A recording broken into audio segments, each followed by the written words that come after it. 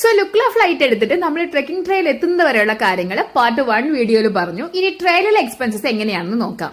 ട്രെയിലിൽ ഏറ്റവും അധികം നിങ്ങൾക്ക് എക്സ്പെൻസ് വരാൻ പോകുന്നത് ഫുഡിന് വേണ്ടിയിട്ടാണ്. ഒരു ദിവസം നിങ്ങൾ ഏകദേശം 3000 മുതൽ 4000 നേപ്പാളി വരെ ഫുഡിന് വേണ്ടിയിട്ട് മാറ്റിവെക്കുന്നതായി താമസ സൗകര്യം.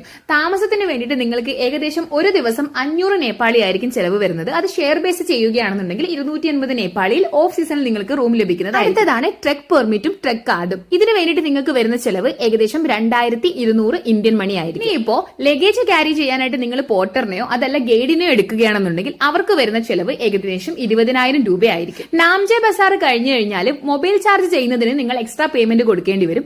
ഒരു ഫുൾ ചാർജിന് ഏകദേശം 300 രൂപ മുതൽ 500 രൂപ വരെ ആയിരിക്കും വാങ്ങിക്കുന്നത്. അതുപോലെ തന്നെ പവർ ബാങ്ക് ചാർജ് ചെയ്യുന്നതിന് 1500 രൂപയാണ് ചെലവ് വരുന്നത്. മാത്രമല്ല ഒരു ഗ്ലാസ് ചൂടുവെള്ളത്തിന് വരുന്ന റേറ്റ് 150 രൂപ മുതൽ 200 രൂപ വരെയും. ഇനി ട്രെയിനിന്റെ ഇടയ്ക്ക് നിങ്ങൾക്ക് കുളിക്കണം